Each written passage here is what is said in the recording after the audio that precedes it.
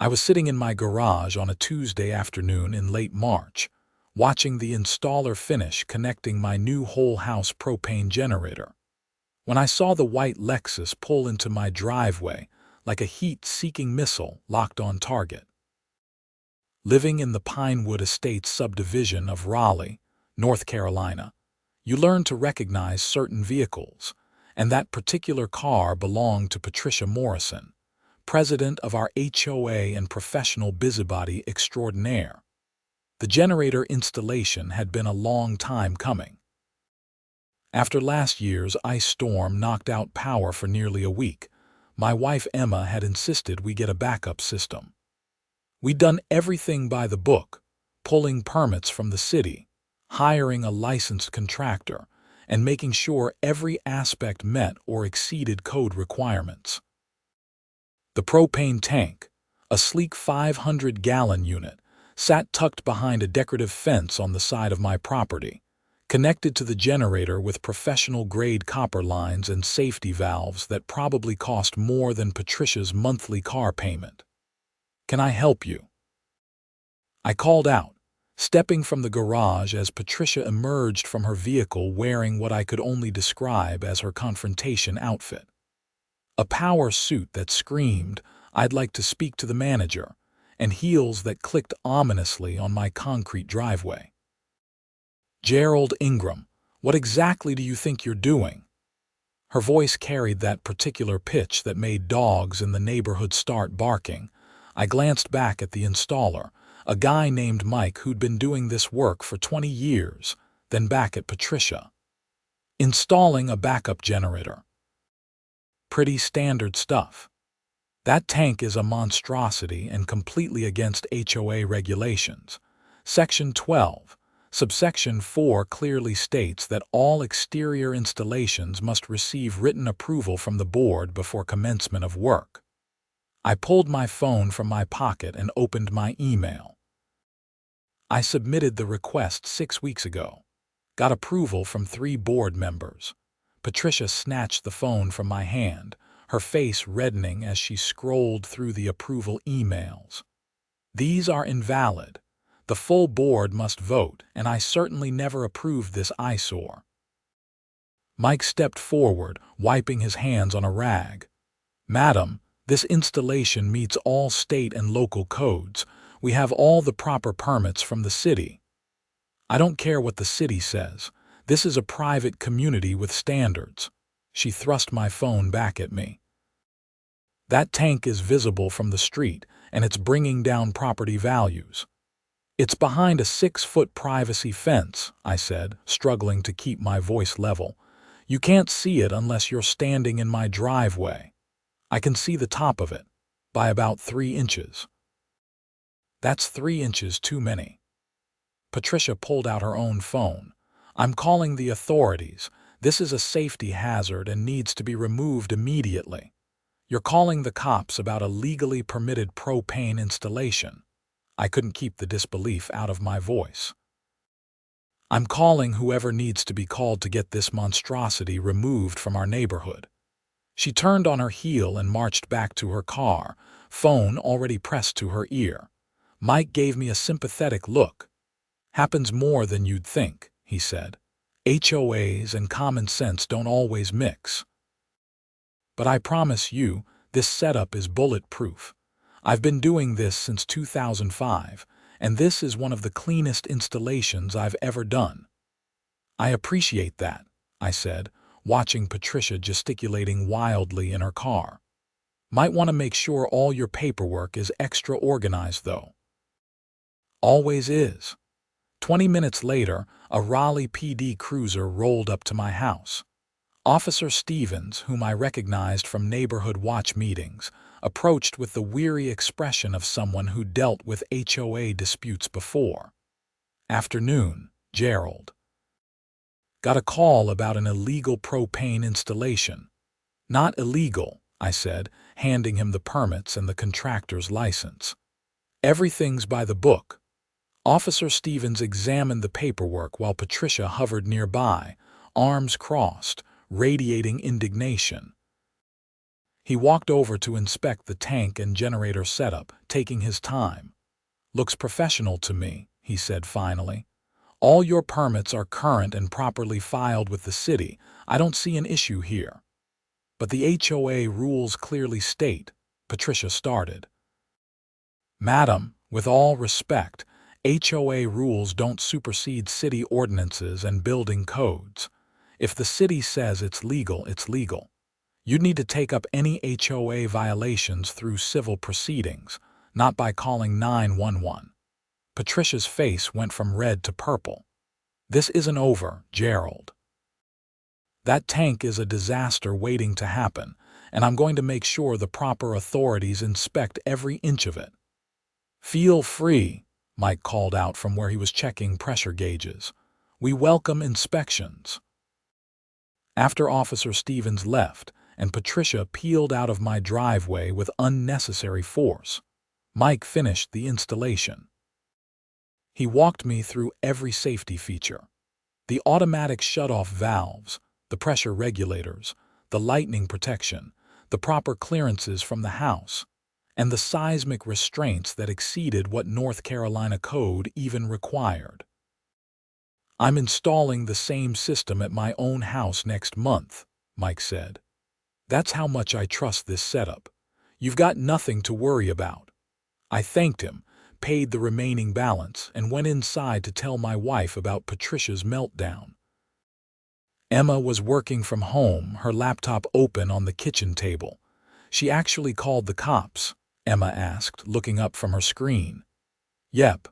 Officer Stevens wasn't thrilled about having his time wasted. Patricia's going to make this her personal crusade. You know that, right?" I did know. Patricia had previously waged war against the Hendersons for painting their front door teal, against the Johnsons for installing solar panels, and against the Parkers for having a vegetable garden that she claimed violated the landscaping requirements. She'd lost all 3 disputes, but that hadn't dampened her enthusiasm for finding new battles. The next morning, I was getting ready for work when I noticed a citation stuck to my mailbox. HOA letterhead, signed by Patricia Morrison, demanding I appear before the board to explain my unauthorized and dangerous installation, and warning of daily fines of $200 until the violation was corrected. I took a photo and emailed it to my lawyer, Kevin Chen, who'd helped us with the house purchase 2 years ago. He called back within an hour. "They can't fine you for something you got pre-approved," Kevin said. "Do you still have those approval emails? Already forwarded them to you." "Good. I'll draft a response. Don't engage with Patricia directly. Everything goes through me now." "Gladly." That evening I was grilling burgers when my neighbor, Tom Richards, came over with a beer in hand. "Heard Patricia lost her mind over your generator," he said, settling into one of our patio chairs. "News travels fast. She came by my house trying to get me to sign a petition against it, told her to pound sand. Appreciate that. Half the neighborhood wishes they'd installed generators after last winter. You're just the first one to actually do it." Tom took a sip of his beer. "Fair warning, though, she's been calling around to every agency she can think of. Building inspectors, fire marshal, gas company, probably the FBI for all I know. Let her. Everything's legitimate." Tom raised his beer in salute. "That's the spirit. Just wanted you to know what's coming." What came was indeed a parade of inspectors. Thursday morning brought the city building inspector, a tired-looking man named Robert who checked the installation against the approved permits and found everything in order. Thursday afternoon brought a gas company safety inspector who did his own review and actually complimented the installation quality. Friday morning brought an electrical inspector to verify the generator's connection to the house panel. All of them signed off. All of them told me the same thing. This was a textbook perfect installation. Friday afternoon, I was at my office downtown when I got a call from an unknown number. Is this Gerald Ingram speaking? This is Chief Fire Marshal David Warren with Wake County Fire Services. I received a complaint about a propane installation at your residence. Would you be available for an inspection this afternoon? Absolutely. I can be home by 4. That works. See you then. I texted Emma to let her know, then called Mike to give him a heads up. He offered to meet us there, but I told him I'd call if I needed him. I had complete confidence in his work. Chief Warren arrived at 4:15 in a red SUV marked with the fire marshal's insignia. He was in his mid-50s, with the kind of competent demeanor that immediately put me at ease. I met him in the driveway and walked him around to where the tank and generator sat. So, I understand there's been some controversy about this installation, he said, pulling out a tablet to take notes. My HOA president isn't happy about it. She's the one who filed the complaint. Right, Mrs. Morrison. She's called our office 3 times this week. He began examining the setup, taking photos and measurements. Let's see what we've got here. I stood back and let him work. He spent 45 minutes going over every detail of the installation. He checked the clearances from the house, the fence, the property line. He examined the tank's foundation pad, the seismic restraints, the pressure relief valves. He traced the copper lines, checked the connections, inspected the generator itself, and reviewed all the permits and documentation. Finally, he stood up and looked at me with something close to admiration. Mr. Ingram, in 15 years as fire marshal, I've inspected hundreds of residential propane installations. This is, without exaggeration, the best one I've seen in Wake County, possibly in the state. I felt a surge of vindication. Really. Your contractor exceeded code requirements in every category. These seismic restraints, not required in North Carolina, but they're installed anyway. This foundation, overbuilt by 50%, the clearances, double what code requires. The safety valves and shutoffs, triple redundancy. Whoever did this work takes their job seriously. Company called Advanced Energy Solutions. Guy named Mike Torrance. Chief Warren made a note. I'm going to remember that name. This is the kind of installation I wish everyone would do. He handed me a signed inspection certificate. Everything is perfect, more than perfect. You've got nothing to worry about from a safety standpoint. That's great to hear. Would you mind putting that in writing, something I can show to my HOA, already planning on it? In fact, I'm going to include this installation in my next training seminar as an example of best practices. He paused. Mrs. Morrison seemed particularly insistent that this was a safety hazard. Between you and me, I think she's more concerned with aesthetics than safety. That would be accurate. Well, you can tell her that not only is this safe, it's probably the safest residential propane setup in the county. I'll be sending her a formal letter to that effect. After Chief Warren left, I called Mike to share the good news. He was thrilled and asked if he could use the fire marshal's comments in his marketing materials. I told him absolutely. Emma and I went out to celebrate that night at our favorite Italian restaurant in downtown Raleigh. For the first time since this whole mess started, I felt like we could relax. That feeling lasted until Saturday morning when I found another citation on my mailbox. This one informed me that the HOA board had voted to fine me $500 per day until the propane tank was removed, citing visual pollution and failure to comply with community standards. I photographed it and sent it to Kevin. He called back immediately. This is harassment at this point. They can't fine you for something they pre-approved, and they definitely can't ignore city code enforcement and fire marshal approval.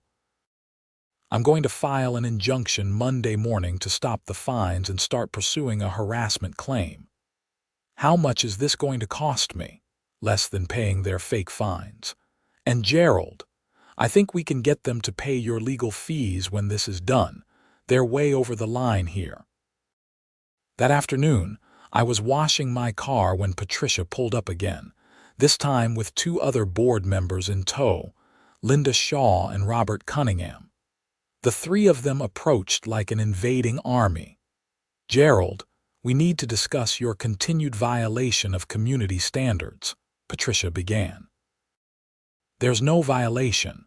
I have approvals from the city, the fire marshal, and 3 board members." "The full board didn't vote," Linda said. She was in her 60s, with the permanently pinched expression of someone who'd spent their life disapproving of things.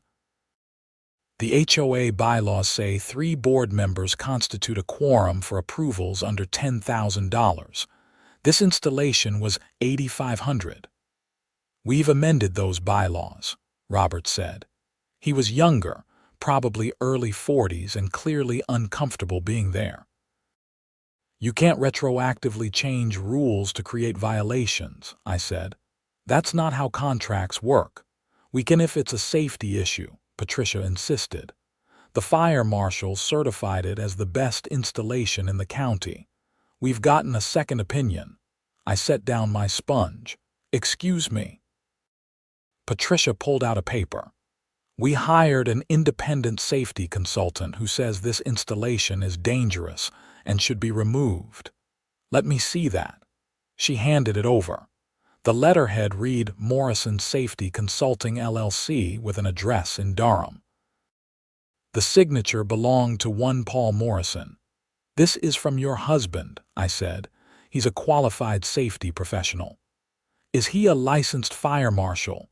"He has 20 years of experience in industrial safety." "For textile manufacturing, according to his LinkedIn profile." "He's not qualified to assess propane installations." I handed the paper back. "This is a joke." "The board considers this a valid assessment," Linda said. "We're moving forward with the fines. Then you're moving forward with a lawsuit. My lawyer is filing an injunction Monday morning." "You're going to sue the HOA over this?" Robert asked, looking alarmed. "I'm going to sue to stop you from harassing me over a legal installation that every actual authority has approved." Patricia drew herself up. "We're trying to maintain property values and keep this neighborhood safe." "No, you're trying to exert control because you don't like being told you're wrong. Every inspector, every official, everyone with actual authority and expertise has said this installation is perfect. The county fire marshal is using it as a training example. But you won't let it go because your ego can't handle it. How dare you? I'm done with this conversation. Anything else goes through my lawyer." I turned back to my car. They left, but not before Patricia promised this wasn't over. Monday morning brought Kevin's injunction filing, and Monday afternoon brought a cease and desist letter to the HOA board threatening legal action for harassment. Tuesday brought a process server to my house delivering notice of an HOA hearing scheduled for Thursday evening to discuss emergency measures regarding dangerous violations. Kevin advised me to attend and let him do the talking. Thursday evening, Emma and I arrived at the community center where HOA meetings were held. The room was packed. Patricia had clearly been drumming up support, but I was pleased to see Tom and several other neighbors who texted their support throughout the week. The board sat at a table at the front, Patricia in the center, flanked by Linda, Robert, and 2 other members, Mark Peterson and Janet Reeves. Mark was retired military, and Janet was a real estate agent. Neither had been particularly involved in the controversy so far. Patricia called the meeting to order and immediately moved to discuss the Ingram violation. Kevin stood. "Point of order. There is no violation. The installation was pre-approved by a quorum of board members, meets all city and county codes, and has been certified by the fire marshal as exemplary. This hearing is inappropriate and potentially actionable." We have the right to protect community interests, Patricia said. You have the right to enforce legitimate rules through legitimate means. You don't have the right to harass residents over legal installations that you pre-approved. The approval was given without full information. Kevin projected the approval emails on the screen. Mr. Ingram's request included detailed plans, specifications, and renderings showing exactly what would be installed and where. Every board member who approved it had complete information. You simply don't like the outcome. It's visible from the street, Linda said. By 3 inches over the fence line, which violates no rule in your covenants, Kevin said. I've reviewed them thoroughly. There's no height restriction on necessary utility equipment, no prohibition on propane tanks, and no requirement that utilities be invisible from the street. Several homes in this neighborhood have air conditioning units visible from the street. Many have electric meters and gas meters fully visible. You're applying a standard to Mr. Ingram that you don't apply to anyone else. This is different, Patricia insisted. This is a large tank of explosive gas. Propane is no more dangerous than the natural gas that heats your own home, Mrs. Morrison. And this installation has been certified by Chief Fire Marshal Warren as the best he's seen in the county. I have his written statement here. Kevin handed copies to each board member. I watched their faces as they read. Robert looked increasingly uncomfortable. Mark raised his eyebrows, seeming impressed. Janet nodded slowly. Only Patricia and Linda remained unmoved. We still believe this requires full board review, Patricia said. Then review it now, Kevin said. I call for a vote. Should Mr. Ingram's legally permitted, pre-approved, and fire marshal certified propane generator installation be allowed to remain? That's not how we conduct business, Patricia said. Actually, it is, Mark spoke up for the first time. Any board member can call for a vote on any issue. I second the motion. Patricia's jaw tightened. Fine. All in favor of allowing the installation to remain. Mark and Robert raised their hands immediately. After a moment, Janet did too. Motion passes 3-2, Mark said. The installation is approved. Can we move on? I want my opposition noted in the minutes, Patricia said. Noted, Mark said dryly. Next item. Emma squeezed my hand as we left the meeting 40 minutes later. It felt like a huge weight had been lifted. Kevin seemed satisfied too. That should be the end of it, he said in the parking lot. They voted, you won, and there's no grounds for them to keep pursuing this. But of course, it wasn't the end. Patricia Morrison didn't know how to let things go. The next morning, I found my mailbox had been vandalized. Someone had spray-painted "Propane Danger" across it in red letters. I reported it to the police and installed a security camera pointing at the street. That weekend, someone filed a false complaint with the city claiming I'd installed the propane system without permits. It took 2 hours of my Saturday to drive downtown and prove to a city clerk that all my permits were legitimate and properly filed. Monday brought an anonymous complaint to my employer, claiming I was running an illegal fuel storage operation from my home. My boss, thankfully, thought it was hilarious and told me not to worry about it. Tuesday, someone reported my car for being parked illegally on my own driveway. Officer Stevens showed up again, looking apologetic. I know this is garbage, Gerald, he said, but I have to respond to the complaints. I know you're just doing your job. For what it's worth, the harassment is documented. Good. Keep documenting everything. If you can prove who's doing this, we can pursue harassment charges. Wednesday night, my security camera caught Patricia's white Lexus driving slowly past my house at 2 in the morning. She didn't stop or do anything, but the fact that she was creeping around the neighborhood at that hour was concerning. Thursday brought the break I needed. The security camera caught Linda Shaw and a man I didn't recognize examining my propane tank at 6 in the morning. The man had a clipboard and appeared to be taking notes. I downloaded the footage and sent it to Kevin. "That's trespassing," he said when he called back. "Want to press charges?" "Not yet. Let's see what they're planning."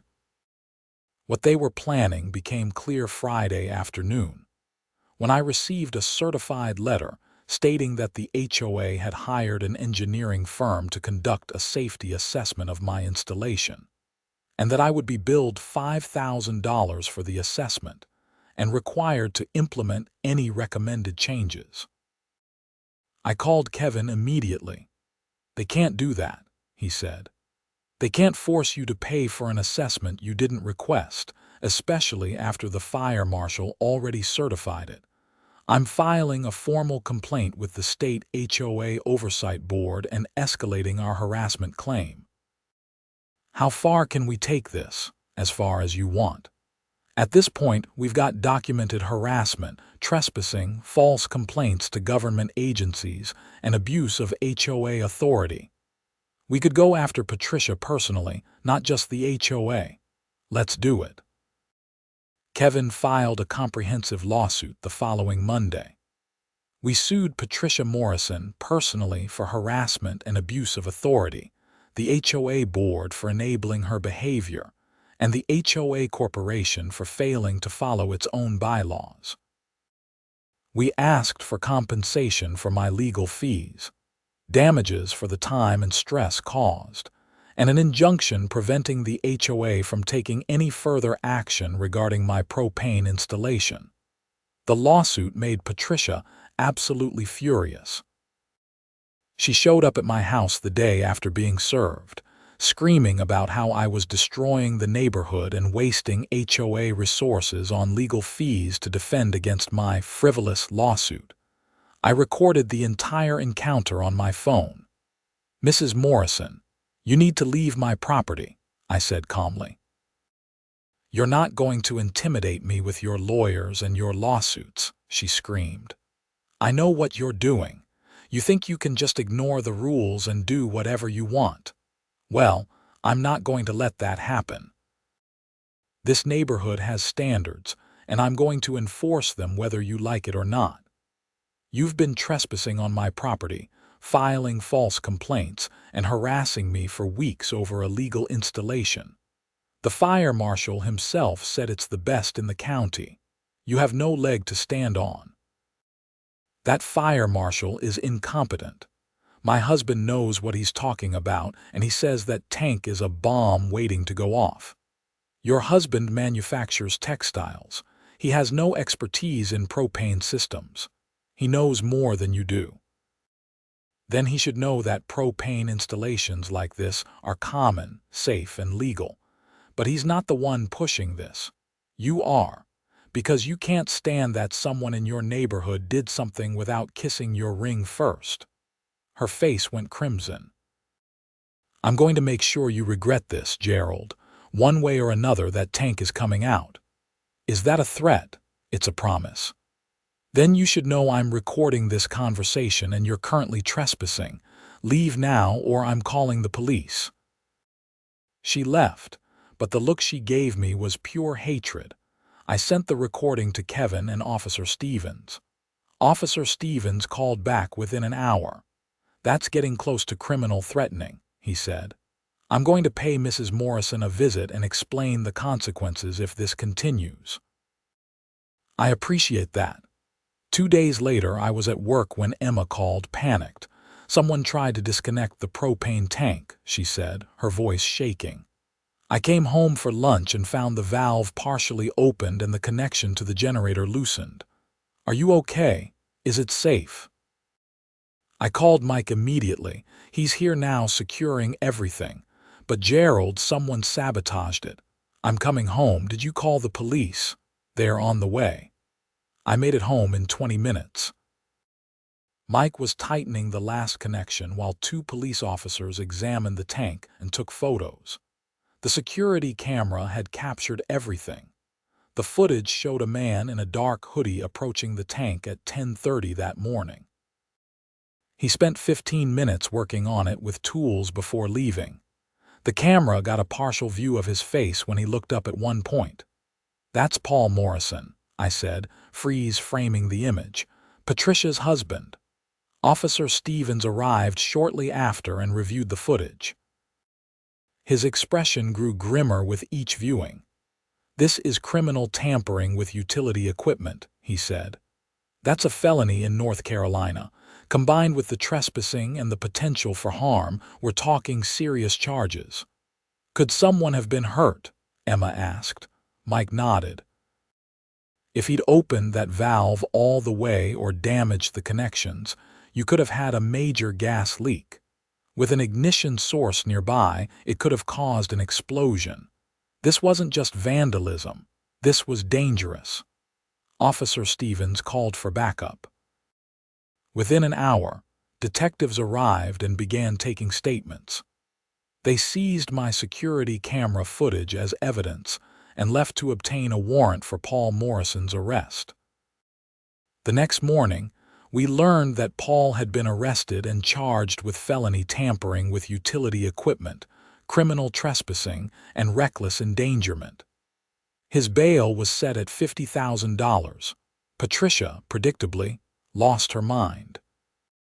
She sent an email to every homeowner in the neighborhood claiming that I had falsely accused her innocent husband, and that this was all part of my vendetta against the HOA. She called for an emergency neighborhood meeting to discuss removing the Ingrams from our community. Kevin advised me not to attend. Let her dig her own grave. The more she talks, the worse she makes it. But Tom attended and recorded the whole thing. He sent me the audio that night. Patricia spent 20 minutes ranting about how I was destroying the neighborhood, how I'd manipulated the fire marshal, how the police were overreaching, and how Paul had only been trying to help by checking the installation because he was concerned about safety. She claimed the video didn't show what I said it showed, that Paul had permission to be there, and that the charges would be dropped as soon as the truth came out. Then things got interesting. Janet Reeves, the real estate agent on the board, spoke up. "Patricia, I think you need to resign as HOA president." The audio captured a stunned silence. "Excuse me." Patricia's voice was ice. "This has gone too far. You've been harassing the Ingrams for months over a legal installation. Your husband committed a crime. And now you're trying to rally the neighborhood against them. It's making us all look bad. It's going to cost the HOA a fortune in legal fees, and honestly, it's just wrong. I'm trying to protect this neighborhood." "You're trying to win a fight you already lost," Mark Peterson joined in. "The fire marshal approved it. The board approved it. The city approved it. You just won't let it go, and now your husband's facing felony charges because of your obsession." "I won't resign. I was elected by this community." "Then we'll hold a recall vote," Janet said. "I'm calling for one right now. Per the bylaws, if 20% of homeowners sign a petition, we have to hold a recall election." According to Tom, the meeting erupted after that, but Janet and Mark held firm. By the end of the night, they had signatures from 30% of the neighborhood requesting a recall vote. The election was held 3 weeks later. Patricia lost by a landslide. Janet Reeves was elected president in her place. One of Janet's first acts was to formally apologize to Emma and me on behalf of the HOA and drop all fines and claims against us. Paul Morrison's criminal trial was scheduled for August. His lawyer tried to negotiate a plea deal, but the district attorney wasn't interested in going easy on someone who'd tampered with a propane system in a way that could have caused an explosion. Meanwhile, our civil lawsuit moved forward. Kevin deposed Patricia, Paul, and the other board members. Patricia's deposition was a disaster for her case. She admitted to directing Paul to inspect the installation without our permission. She admitted to filing multiple complaints with various agencies, hoping to find someone who would force us to remove the tank. She admitted to organizing the neighborhood against us. Paul's deposition was even worse.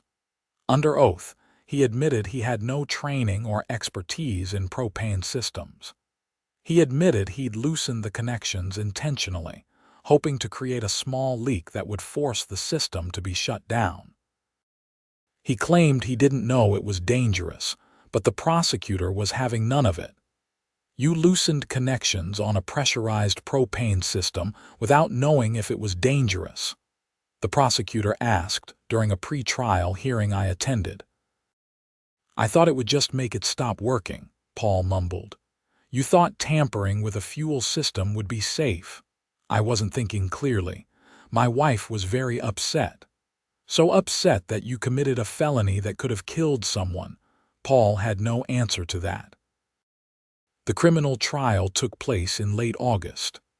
Emma and I both testified about the harassment, the vandalism, and the impact on our lives.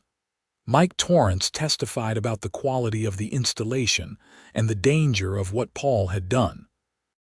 Chief Fire Marshal Warren testified that Paul's tampering could have caused a catastrophic explosion if the gas had accumulated and found an ignition source. The jury deliberated for less than 3 hours. Paul Morrison was found guilty on all counts. He was sentenced to 3 years in prison, with the possibility of parole after 18 months. Patricia sobbed in the courtroom as the verdict was read. Our civil case settled shortly after.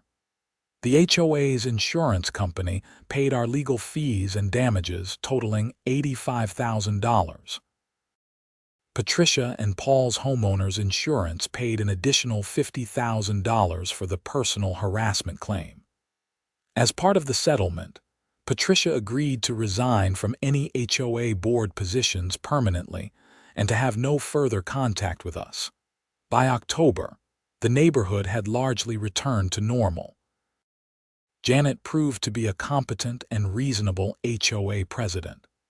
The board updated the bylaws to clarify approval processes and prevent future presidents from abusing their authority. Several other neighbors installed backup generators, and the HOA now had a streamlined process for approving them. Mike's business boomed after Chief Warren featured my installation in his training seminars. He called to thank me and said he'd installed 15 backup generators in the past 3 months alone, all based on referrals from my installation. Emma and I settled into our home with renewed appreciation for good neighbors and working systems. The generator proved its worth in November when a storm knocked out power for 2 days. While half the neighborhood sat in the dark, our house stayed warm and lit. Tom came over during the outage with his family, and we hosted an impromptu dinner party, powered by propane and goodwill. Still can't believe Patricia went that crazy over a generator, he said, sipping coffee in our warm kitchen while the wind howled outside. Some people can't handle not being in control, I said. Well, you handled it perfectly, stood your ground, followed the law, and let them hang themselves. Mostly I just wanted a working generator and to be left alone. And now you've got both. Patricia and Paul sold their house in December and moved somewhere in Virginia. Linda Shaw resigned from the board and kept a low profile. The neighborhood collectively breathed a sigh of relief. On Christmas Eve, Chief Warren stopped by with a gift, a framed certificate declaring my propane installation as an exemplary model of residential safety standards. He'd included a photo of the setup and a written description used in his training materials. "Thought you might want this for your wall," he said with a grin. "Not many people can say the fire marshal gives them awards." "I'm honored," I said, and I meant it. "You should be. In all the craziness, sometimes we forget to recognize when people do things right." "You did everything right, Mr. Ingram. The permitting, the installation, the way you handled the harassment. You're a credit to the county." After he left, I hung the certificate in my garage, right next to the generator's control panel. It reminded me that sometimes doing things the right way matters, even when it's harder, even when people fight you on it. The propane tank still sits behind its fence, barely visible from the street, feeding the generator that's kept our house running through 3 more power outages since installation. It's safe, it's legal, and it's the best installation in Wake County. And now, finally, it's drama-free.